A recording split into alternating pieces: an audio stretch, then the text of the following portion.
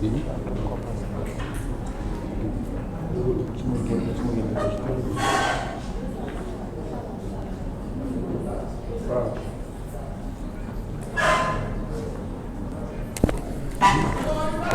Mesdames et messieurs, bonsoir. Donc, je voudrais vous remercier, chers confrères et consoeurs, d'avoir fait ce déplacement pour venir dans votre maison, cette maison appelée Walfadjri, et qui est d'abord une maison de toute la presse sénégalaise. Cela fait 15 jours aujourd'hui que Pape Ndiaye, notre collègue de travail, notre frère et confrère, est privé de liberté, éloigné de sa femme, de ses enfants, de sa famille et de ses amis. Aujourd'hui, le groupe Walfadjri veut faire entendre sa voix, dire aux Sénégalais notre mécontentement, également ce que nous comptons faire pour obtenir la libération de Pape Ndiaye dans les meilleurs délais.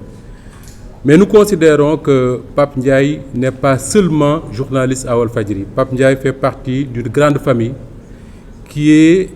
la famille de la presse sénégalaise. C'est pourquoi, depuis son arrestation, au niveau de la direction de Walfadjri, nous avons considéré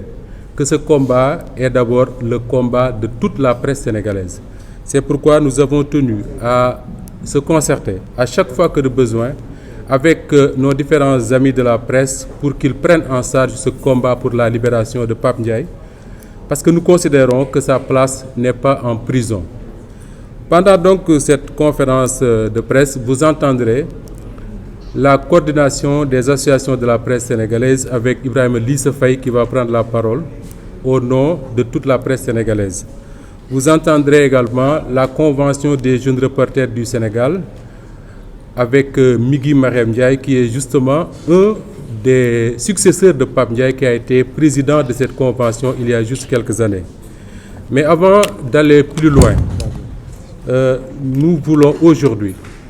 donner la parole à Cheikh Niass. Vous le savez, il n'a pas l'habitude de prendre la parole en public. Sa voix est très rare, sa parole est très rare. Mais la situation exige aujourd'hui qu'il vienne, lui, Cheikh,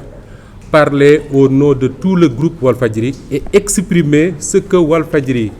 va faire pour assister, soutenir et marquer toute notre solidarité à Pape Ndiaye qui fait partie de nous et qui restera toujours un élément de Walfadjri. Après, Cheikh, vous entendrez naturellement Ibrahima Lissa Faye et également Migui Mariam Ndiaye qui est en route. Et on vous donnera, comme ça se fait tout le temps, en pareille occasion, la parole à tout journaliste qui le souhaite et qui voudrait poser des questions. Et nous serons à votre disponibilité, à votre disposition pour répondre à vos questions. Cheikh, je vous la parole. Merci.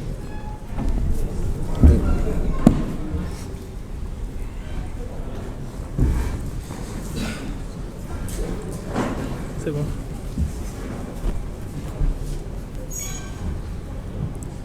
C'est bon. Il peut y aller, hein? mbokk mbokk yi asalaamaaleykum.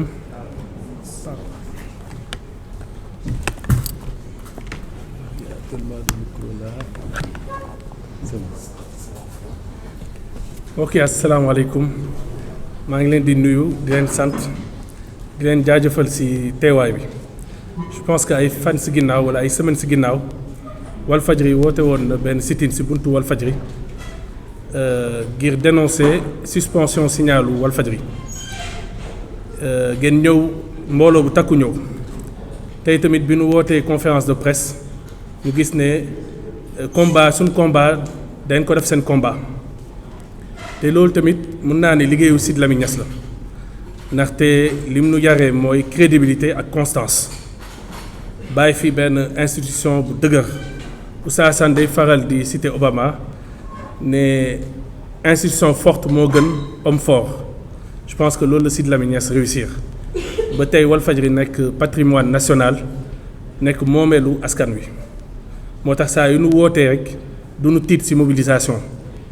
mais du tere nag ñu gërëm leen di leen sant ñi fi teew ak ñi nekk ci yoon bi. bu loolu weesoo je pense que li tax ñu def conférence de presse bi xam ngeen ko seen naataango sunu élément muy Pape Ndiaye la yoon teg loxo ci kawam lu tax ndaxte dafa def benn chronique judiciaire ci émission Petit Déj may fàttali ne Pape Ndiaye xëy na chronique judiciaire la ñëkk def ci télé bi ba ñiy seetaan apprécier Sidy Lamine Niass tamit remarqué ko ba jox ko émission balance donc ku xam liggéeyam la ànd ak professionnalisme ak éthique am lépp ba noppi Pape Ndiaye c'est l'un des rares journalistes nga xamante ne dafa spécialisé wu nga xamante ne tey daanaka doo ko dégg mu wax ci relation internationale wala économie wala société lu mooy dafa am rapport ak droit mais c'est un journaliste qui est réputé ci wàllum droit ba nga xamante ne ñëpp ñuy liggéey yu yëngu ci droit nangu nañ ne xam-xamam màcc na ci loolu kon biñ ko woowee dem na répondre convocation bi procureur daal di ko placer en garde à vue mu daal di laajte déferment mu dem uyu ji procureur ne ko xibaar bi nga joxe lan mooy sa source Pape Ndiaye ne ko du ma joxe sama source sama droit la mënu ma joxe sama source parce que sama crédibilité sax boobaa day mettre en jeu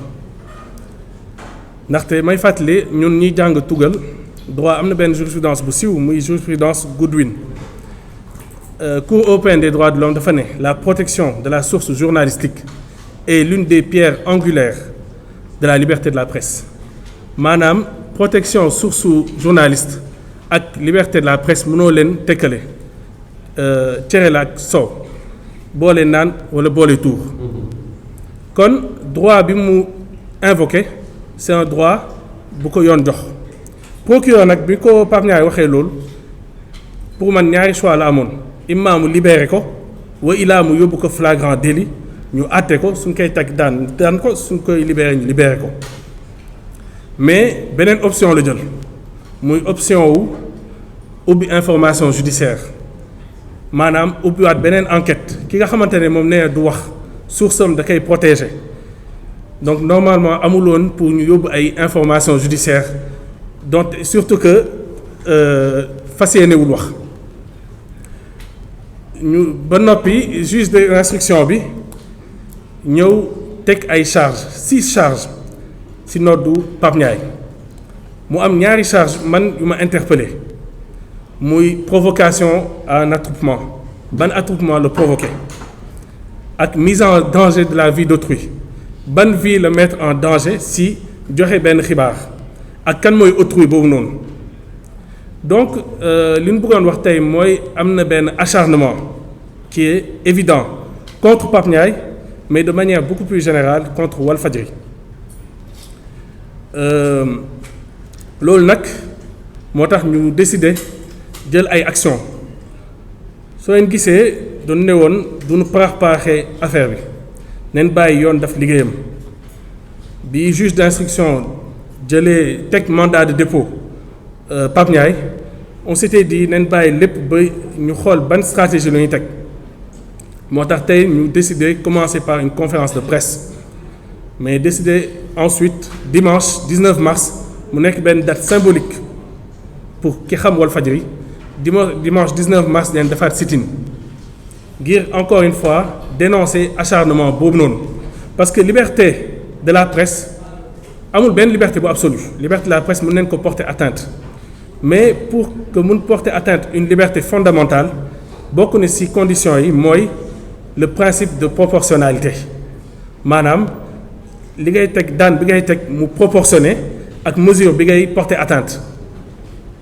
fii nag ñun doon jàpp ne que c'est absolument pas proportionné am na benn wax bu xale yi di faral di wax fan yi muy gatsa gatsa fii nag du gatsa gatsa gatsa duma la gatsa tëj la mais su fekkoon ne justice dañu bëggoon tontu Pape Ndiaye mënoon na nekk def un démenti officiel wa ilaa sax laajte un droit de réponse ñun chaque jour Moustapha Diop doon koy solliciter ay droit de réponse et on fait droit à ça kon en tant que républicain doon ne woon dañuy bàyyi yoon def liggéeyam bi nu gisee option mandat de dépôt la yoon décidé li nu teg mooy tey conférence de presse dimanche sit-in si buntu Walfadjri ndaxte laajte woon nen weer bi passé sit-in place de l'Indépendance mais li ñu gis mooy arrêté Ousmane Ngom moo ngi appliqué wu ba léegi donte CEDEAO ne c'est pas légal waaw loolu moo tax ñu ne léegi buntu Walfadjri daal suñu buntu kër daal mun neen def suñu manifestation amee neen suñuy télé amee neen suñuy rajo donc ñi ñu war a dégg du deenu dégg ñaareel bi dinañ def une lettre ouverte au président de la République parce que jàpp nañ ne que mbir bi c'est politique ñetteel bi tamit su fekkee ne lii yëpp doyul parce que li ñu bëgg mooy la libération sans délai et immédiate de Pape Ndiaye su fekkee loolu doyul on va faire une série de manifestations lépp lu nu yoon may dinañ ko def donc loolu la doon bëggoon wax te di wax ne que combat bi dinañ ko internationaliser waaw yëf yi du sénégalo-sénégalais yëf yi opinion internationale tamit dafa war a xam ne que Sénégal moo ngi ci guddi bu bëccëm setagul que ab journaliste bu joxe information tey mun nañ ko yóbbu information judiciaire mandat de dépôt nga xam ne xamuñu kañ lay génn donc loolu noonu tey lu ñuy dénoncer la loolu moo taxoon ñu ne dañuy def un discours en français pour interpeller l'opinion internationale donc tout d'abord je vous remercie d'avoir répondu à notre appel. Comme vous pouvez le constater, en un mois, c'est la deuxième fois que nous vous convions dans les locaux du groupe Walfadjri afin de vous entretenir des injustices que subissent la presse en général et singulièrement le groupe Walfadjri. En effet, le 17 février dernier, vous avez été nombreux à faire le déplacement à l'occasion d'un sit-in que nous avions organisé pour protester contre la suspension de la diffusion de nos programmes. Ce 17 mars, nous sommes de nouveau sur le qui-vive, embouchant la même trompette de contestation. En effet, vous le savez depuis 2 semaines, un journaliste, votre confrère, est en prison, poursuivi dans le cadre de son travail. Comme nous l'avons indiqué dans notre dernier communiqué, en tant que républicains, nous conformant aux lois et règlements de ce pays, nous avions décidé de laisser l'affaire suivre son cours afin de connaître les véritables raisons de l'arrestation de Pape Ndiaye. Seulement, notre surprise a été grande lorsque le parquet de Dakar a décidé d'ouvrir une information judiciaire et de confier le dossier à un juge d'instruction. Pour des propos tenus par un chroniqueur sur un plateau de télévision, le procureur de la République a estimé qu'il n'y avait pas lieu de retenir de flagrant délit et que Pape Ndiaye devait être gardé en prison pour mener on ne sait quelle enquête. N'est-ce pas là les premiers signes d'un acharnement? Mais notre désillusion a été encore plus grande lorsque le juge d'instruction qui a hérité du dossier a rendu public les chefs d'accusation qu'il a retenus contre Pape Ndiaye avant de le placer sous mandat de dépôt. Mesdames et messieurs les journalistes, contre votre confrère, il a été retenu provocation d'un attroupement, outrage à magistrat, intimidation et représailles contre membres de la justice, discours portant du discrédit sur un acte juridictionnel, diffusion de fausses nouvelles et enfin, mise en danger de la vie d'autrui. Vous le savez, ces charges qui ne sont pas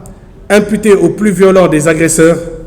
ne peuvent être retenues contre un journaliste sans susciter une indignation collective. En effet,